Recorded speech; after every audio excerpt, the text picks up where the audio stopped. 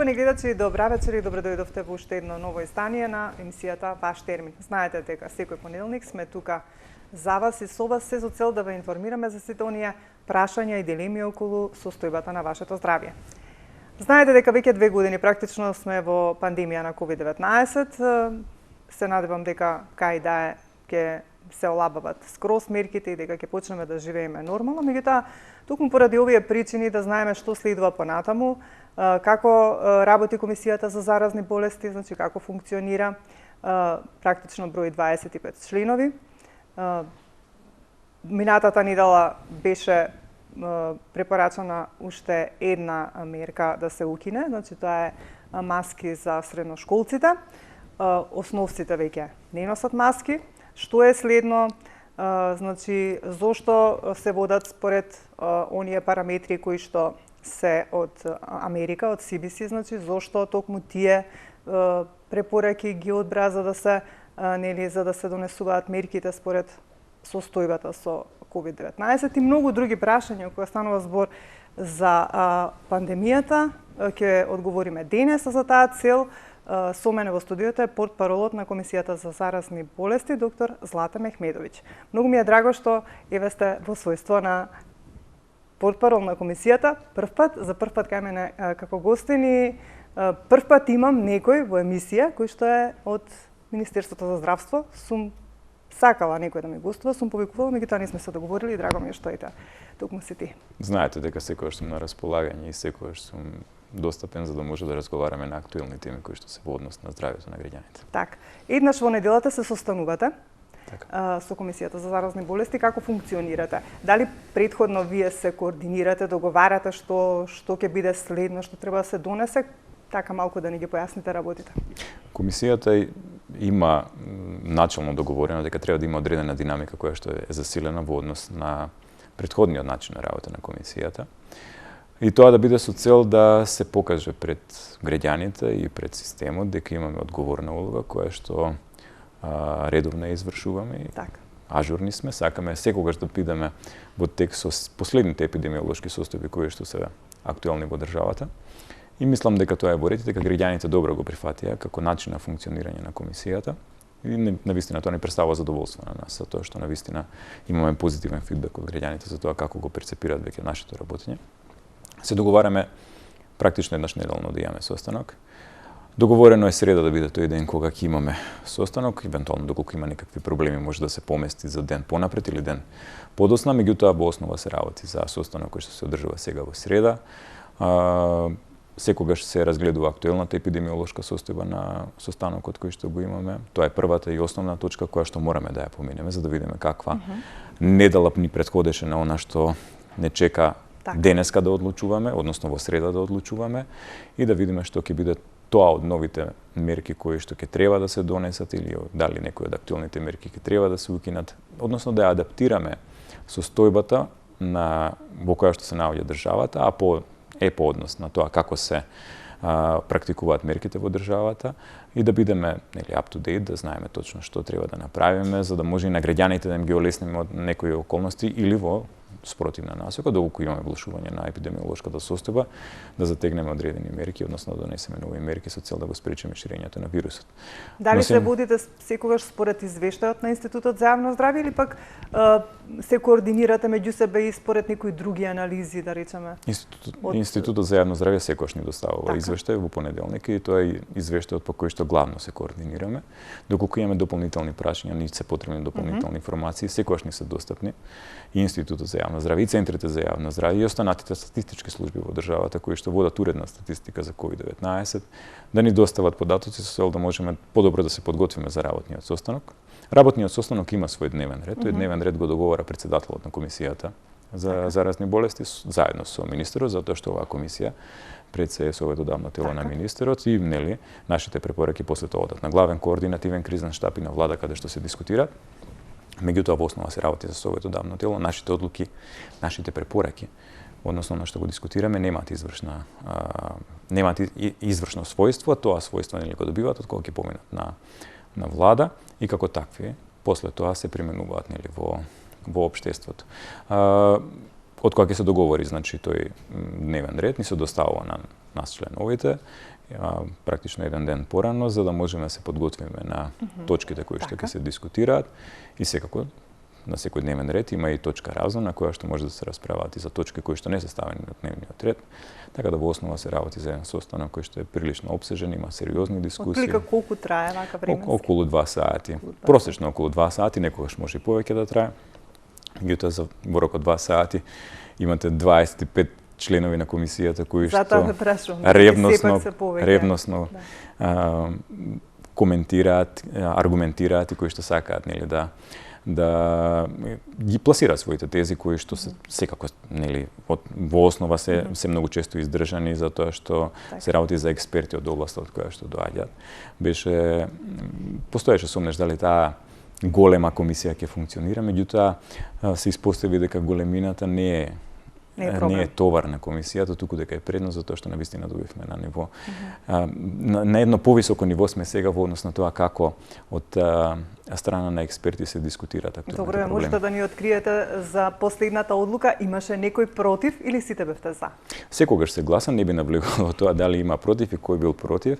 Значи секогаш кога се не биде целосно, секогаш и видите, мнозинство да биде. Во основа се работи, кажав, за голема комисија, во која што секој аргументира, секој има свој став, секој има аргументи врз основа на кој што го базира ставот, меѓутоа и ние имаме соодветни системи и алатки кои што ни даваат можност да направиме малку поточна проценка на состојбата во која што се наоѓа нашата земја Македонија, за да знаеме точно дали сме донеле вистинска одлука или таа одлука можеби ќе треба да ја размислиме уште еднаш. Така, многу сте предпазливи.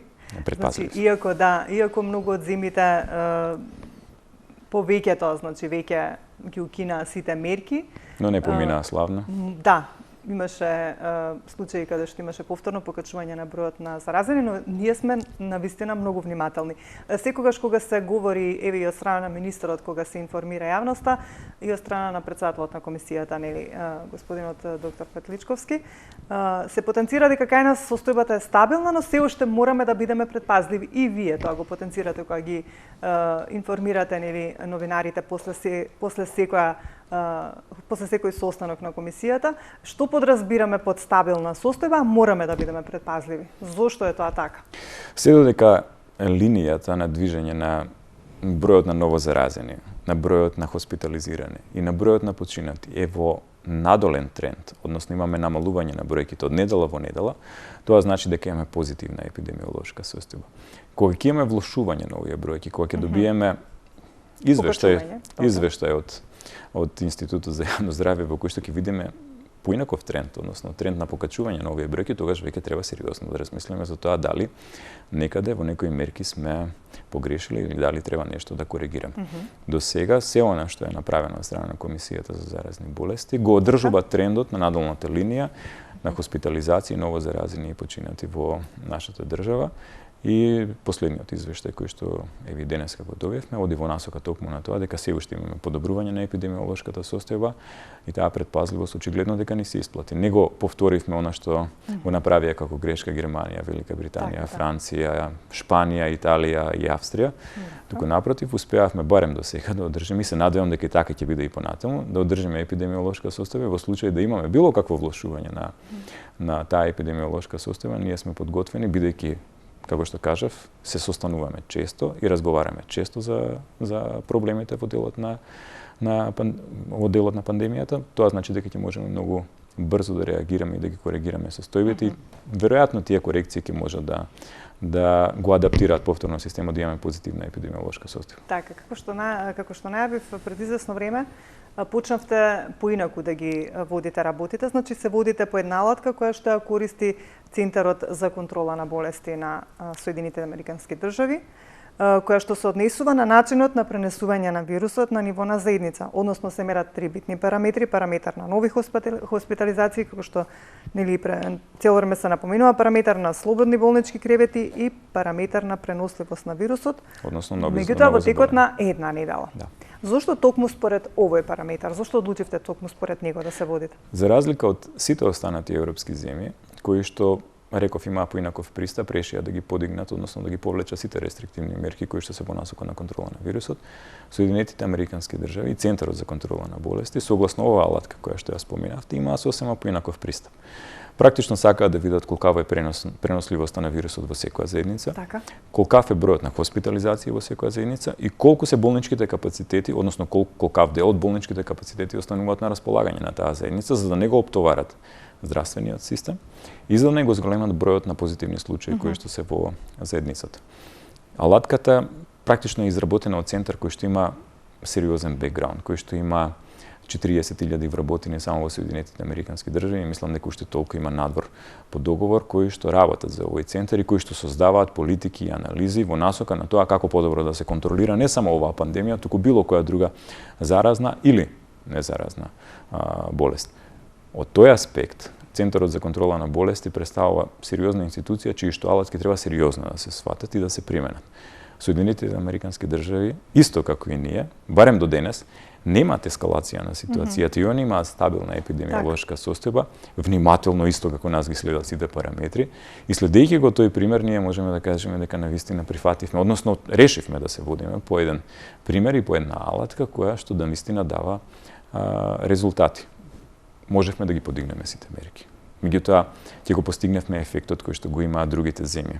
Несаканиот ефект, да ги зголемиме хоспитализациите, да имаме зголемен број на починати. Воопшто не сакаме тоа да не се случи и секако да имаме поголема трансмисија на вирусот помеѓу популацијата.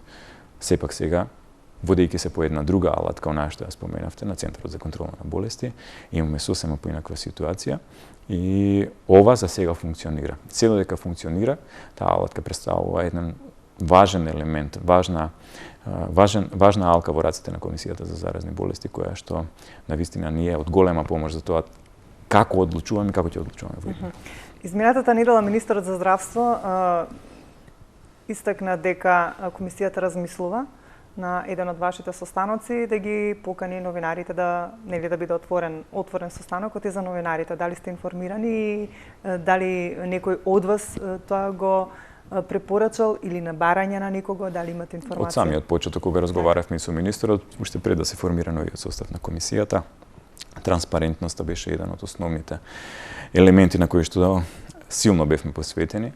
Апсолутно ништо немаме што да криеме нити од граѓаните, нити од новинарите. Така, сметаме дека сме сите заедно сите сме заедно во овој проблем, во пандемијата и мислам дека само заеднички, транспарентно и доколку изградиме доверба помеѓу себе, ќе можеме навистина да се справиме со пандемијата поефикасно. Ми се чини дека тоа би влијаело позитивно и на сите граѓани што имаат недоверба кон здравствениот систем стекнато и во однос на вакцинацијата, денеска токму пред да влезам во студио прочитав дека караванот заврши, меѓутоа нема и некоја заинтересираност во голем процент за да се вакцинираат луѓето. Токму поради тоа мислам дека би било добро некако да полека се враќа довербата кај граѓаните во здравствениот систем, па сега чекор по чекор за да почнат да веруваат во она што вие го работите и за кое што се залагате. Секако делата говорат најмногу. Ја мислам дека успеавме како комисија овој бран на Омикрон кој што е сериозен, кој што навистина направи проблем во сериозни здравствени системи во земји кои што имаат многу подобар здравствен систем од нашиот, да го приведеме кон крајот, да го приведеме безбедно без да оневозможиме некој граѓанин да дојде до потребната здравствена заштита, без да го оневозможиме до основните дијагностички процедури да може да стигне и така натаму. И тоа беше еден од најважните елементи кои што успеавме безбедно да го преведеме. Како успеав? Тоа е начин на кој што успеавме овој бран да го завршиме. Изградбата на таа доверба која што треба да постои помеѓу институциите, помеѓу граѓаните, помеѓу новинарите, пошто вие сте медијатори во целиот тој процес, е нешто што почнавме да го градиме уште од самиот почеток на оваа новоформирана комисија за заразни болести. Знаете дека после секој состанок организираме пресконференција на која што известуваме за тоа што е одлучено на комисијата за заразни болести. Тоа е навистина голем чекор напред во однос на тоа колку сме транспарентни и колку сме коректни во однос на граѓаните да им ги дадеме сите информации кои што се разговарани. Се што правиме во интерес на здравјето и животот на граѓаните на Македонија и она што можеме да го ветиме дека ќе продолжиме да се водиме по медицина базирана на докази, дека нашите одлуки ќе бидат во насока на заштита на здравјето на граѓаните и дека политичките одлуки навистина нема да влијаат на комисијата за заресни болести.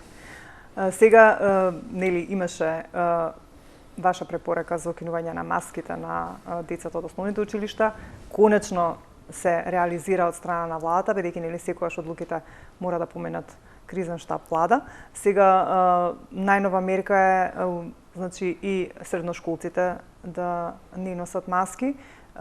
Ме интересира само зошто оставивте вработените и наставниците заради повозрастните некои наставници да се заштитат или? Да, имаме, значи она што покажа Омикрон како варијанта е дека навистина има афинитет да го загрозува здравјето и животот на граѓаните кои што имаат 65 години или повеќе, меѓутоа тоа се веќе пензионери, тие не. Тие не спаѓаат во групата на оние кои што се нели ризични во училиштата, но и оние кои што имаат помалку од 65 години, а имаат пропратно коморбидитети, навистина може да имаат тешка клиничка форма на болеста и она што најмалку го посакуваме летален исход. Сакаме да ги заштитиме професорите. Образованието заедно со здравството е еден од столбовите на секое општество и сакаме да го сочуваме и капацитетот и животот на оние кои што ги едуцираат нашите деца. Се уште, како што кажавте, одиме предпазливо. Не сакаме да направиме се одеднаш, за да не ги загрозиме сите елементи од системот, вклучувајќи го тука и едукативниот дел од системот, професорите, наставничкиот кадар, административниот кадар кој што работи во училиштата. На овој начин постепено ќе ги релаксираме мерките и во моментот кога ќе почувствуваме дека навистина имаме толку мала трансмисија и нема да биде загрозено здравјето и животот на професорите, ќе возможиме и они да можат да ја одржуваат наставата без маски. Иако морам да кажам дека помеѓу професорите и помеѓу наставниците од средните и од основните училишта се уште постои големо расположение да се користат маските помеѓу овој дел од наставниот кадар и од административно-техничкиот персонал. Се најави дека ќе има и наследниот состанок повторно нови мерки. Се знае ли што било следен чекор на комисијата во однос на олабавување на мерките? Не, се зависи од тоа како го перцепираме, како го гледаме. Немате предходно нешто, например, ако биде вака, би било така, пред време да знаете кои мерки следни би се укинала ако биде подобра состојбата? Не.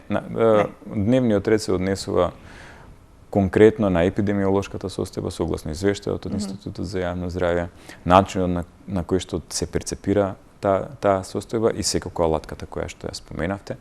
Во зависност од сите овие три фактори, на самиот состанок се дискутираат сите можни варијанти за тоа што би требало да биде укинато како редовна мерка, како задолжителна мерка, што би препорачале да биде како мерка, така да се зависи од тоа како ќе биде дискутиран тој извештај на Институтот за јавно здравје. И сега ме интересира, секогаш ми било дилема, нели, еве и јас како некој кој што нели оди и во да речеме во кафеана и во театар, кога одам во кафеана, седам нели таму без маска, меѓутоа во театар носам маска. Зошто мора во театар да носиме маски? Затоа што и кафеаната има луѓе, не носат маски. Да, меѓутоа во кафеаната може да седнете на една маса и 6 луѓе. И да не забораваме уште една работа, во кафеаната се уште се задолжителни сертификатите. Ама веќе во театарот го зголемивме капацитетот. Дека е во затворено, сакате да кажете? Во затворен простор го зголемивме капацитетот, односно дадовме препорака да се зголеми капацитетот од 50 на 75%. Меѓутоа повторно се почитуваат протоколите за дистанца, 75% од исполнетоста. Во кафаните е сепак малку поинаква состојбата. Заради сертификатите, заради тоа? Не, значи има повеќе фактори кои што влијаат на трансмисијата на вирусот. Не користите маска, можете да бидете на иста маса. Има дилема, да. Можете да бидете на иста маса и има уште еден интересен елемент, а тоа е елементот на суперспредер или суперширачин на вирусот. Во кафеана знаеме да бидеме гласни, може да има гласна музика. Треба да се довикуваме, треба да викаме едни со други. Па видете, во театар е препорачливо да молчите и да не зборувате, можете само да дишете. А овдека треба да викнете, може да ги запеете. Така да проблемот веројатно во трансмисијата на вирусот е многу поголем. Неверојатно сигурно е поголем во кафеаните. Токму поради тој ве прашувам. Поради блискиот контакт, поради начинот на комуникација на луѓето во кафеаните. Не само кафеаните, веќе се отворени дискотеките и ноќните клубови. Во театрите има друг друг код на однесување, тој Така, код на да. однесување оди во насока на тоа дека многу помала е веројатноста да го пренесете вирусот. Постојат сериозни протоколи, сериозни алгоритми и мерки кои што се задолжителни во согласно со однесувањето на личноста во зависност од средината каде што се наоѓа, и тоа е еден од важните предетерминанти кои што одредуваат како, кога и каде треба да се користат маски, каде сертификати и така натаму. Добро, кога би било практично, каква треба да биде состојбата за да се укинат маските во затворено? Маските во затворено се многу блиско поврзани во блиска корелација со сертификатите. Так. Знаете дека сертификатите кои што беа барани на влезовите од моловите, дадовме препорака, поминаа на главен координативен кризен штаб, се укина. Меѓутоа се уште остана препораката да носите маска. Сега, прашањето беше зошто се дозволува во кафеана се уште да се бараат сертификати, затоа што не носите маска и затоа што таму е барем оние кои што се уште не се ни вакцинирани, нити прележани, нити имаат некаков било каков начин да докажат дека се во моментот безбедни, не се изложени на вирусот, не биле изложени на вирусот, да бидат безбедни од тоа дека ќе завршат во болница, дека ќе имаат хоспитализација или дека нели она што најмногу би го посакувале да имаат летален исход. Така. Значи, ќе почекаме уште малку не може да кажеме, повеќе време за не може да кажеме за да колку навистина, тргнат значи маските. се зависи од три основни параметри, кажав. Извештајот од Институтот за јавно здравје, Значи, дискусијата која што каква ќе се ќе биде одвива во состојбата. комисијата, да, и од алатката која што ја користиме за ширењето на вирусот на ниво на заедница. Така. Ми се чини дека имаме гледач, ајде да го вклучиме. Добро вечер, добар ден, повелете. Дали се слушаме? Да. Поздрав до гостинот и почит кон телевизијата за вакви емисии. Благодарим. Прашање до гостинот од кризниот штаб. Пред 10 дена вашиот раководител на кризниот штаб изјави дека ќе се разгледа можноста за примање на четвртата вакцина. Да, не стигнавме која уште за до нас вакцина. одредени луѓе е пречка за патување во Европската унија. Дури и не враќаат веќе од аеродроми, кај што сметам дека само ради тоа пошто ни ја признаваат само бустер дозата, а не ни ги признаваат двете кинески вакцини. Во тој поглед, вашиот раководител рече за 2-3 дена ќе се разгледа и тоа, но времето си поминува, во други земји се прима и четвртата доза на вакцина, кај нас нешто затавила тоа. Благодарам толку. Добро, ви благодариме што не следите и што се јавивте. Ќе проговориме и за вакцините. Во останат, колку што разбрав, се работи за потребата, барем како што кажа гледачот, од тоа дека треба да имате четврта вакцина за да бидете примени во одредени земји од Европската унија или не сум јас толку баш информирана дали треба. Не, колку што јас знам, третата Јас знам дека трета, ама третата доза на вакцина е тоа што ви дава неограничено важење на вашиот имунитет и односно вакцинален статус. Ако некој сака практично тоа да го направи. Не, поголем број од земји поведува мерки со кои што оној кој што е вакциниран пред 9 месеци, односно 270 дена, завршена комплетна имунизација со 2 дози вакцини, треба да прими трета доза за да се смета дека е имун и дека нема да биде нели изложен на опасноста доколку биде изложен на вирусот, тоа да има хоспитализација или летален исход. Во насока на тоа се имате на пример Грција го има тој начин на функционирање, односно начин на овозможување за присуство во одредени објекти, посета на одредени објекти и таму доколку имате 2 вакцини примено, после 9 месеци немате примено бустер, тогаш имате проблем да влезете во тие објекти затоа што ви бара да имате трета бустер вакцина. Кај нас за целосно вакцинирано, имунизирано лице се смета оно кое што примило 2 дози на вакцина. Се уште не е задолжителна третата вакцина за овие ковид сертификати кои што ги зборуваме. Тенденцијата е ковид сертификатите со тек на време нели да бидат непотребни. Рековме да ги направивме да бидат непотребни во моловите, доколку продолжи позитивна епидемиолошка состојба. Што ќе биде следно? Не можеме да кажеме навистина. Не може, со сигурно. Доколку продолжи тенденцијата да имаме позитивна епидемиолошка состојба, да имаме тренд на намалување на бројките, веројатно е дека тогаш и пандемијата практично ќе престане, доколку дојдеме до бројки на едноцифрени позитивни случаи во текот на 7 дена, тогаш навистина нема логика да размислуваме за ништо друго освен за укинување практично на голем дел од мерките, да не кажам на сите мерки. Така. Сега се надевам дека нели ќе се случи тоа, дека ќе Сите се надеваме. Да, дека навистина веќе ќе биде крај, со оглед на тоа што и Светската здравствена организација препорачува некои сценарија, се извинувам, да се надеваме дека ќе биде она најдобрата, дека нема повеќе да се појави некој нов сој кој што ќе биде нели полош од омикронот. Сега е стабилна ситуацијата, тоа Да. добро го напоменавте. Значи сега во моментот имаме навистина стабилна ситуација, Така, да. немаме варијанти, имаме практично една Под варијанта за варијантата, загриженост. таа е Не, имаме една варијанта на загриженост. 95% од сите секвенционирани вирусни примероци во државата се должат на BA2 варијантата на омикрон, тоа е стелт варијантата, да, под стелт варијантата, омикрон, добро. а 5% се само на BA1 од на претходна варијанта на омикрон.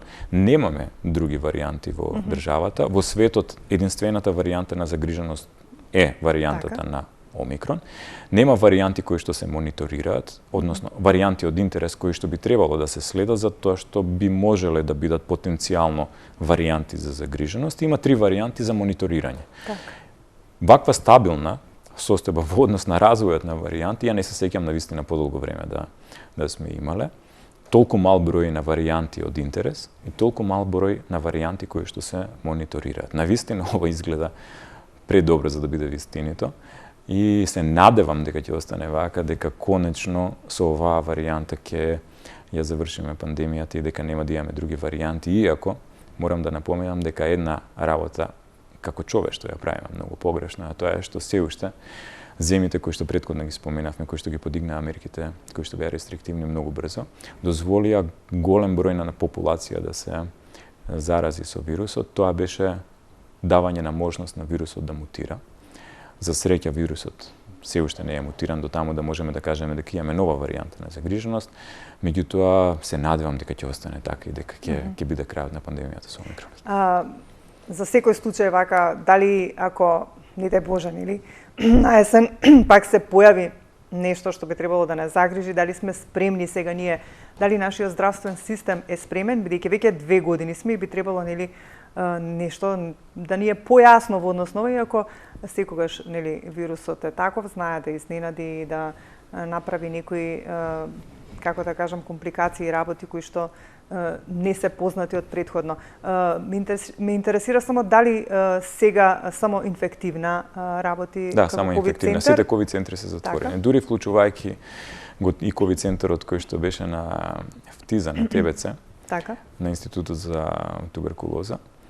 И практично и тој центар е затворен. Тој центар работеше многу долго време, мислам дека повеќе од 1,5 година работеше со ковид пациенти. Дури и тој е затворен. Така. Мислам дека е многу мал бројот на пациенти кои што се наоѓаат и на инфективното одделение, дури инфективната клиника сега може да се посвети на останатите инфективни болести, не само на ковидот. Навистина многу напори беа направени таму во текот на оваа пандемија со цел да се згрижат сите пациенти. Секогаш беа први на удар и треба да им се одаде почит на сите лекари, на целокупниот персонал, здравствен персонал таму за тоа што го направи. Немаме уште многу време, би сакала малку да проговориме и за вакцинацијата. Карванот што беше започнат на 21 месечини, да, започна во Шутал Ризери, заврши во Струга. Значи, денеска баш доктор Петличковски информира дека интересот е на задоволително ниво, меѓутоа не е на можеби на она очекувано кое што. Ајде да го објасниме што значи тоа Така. задоволително ниво. Ние сме свесни дека нема да постои една единствена мерка која што ќе го реши проблемот со нискиот процент на вакцинација во државата. И затоа не останавме само на мерката на караванот кој што беше организиран со цел да може да се направи поголема достапност до процесот на вакцинација за оние граѓани кои што не можат да отидат нели до најблиската поликлиника или здравствен дом каде што може да примат вакцина.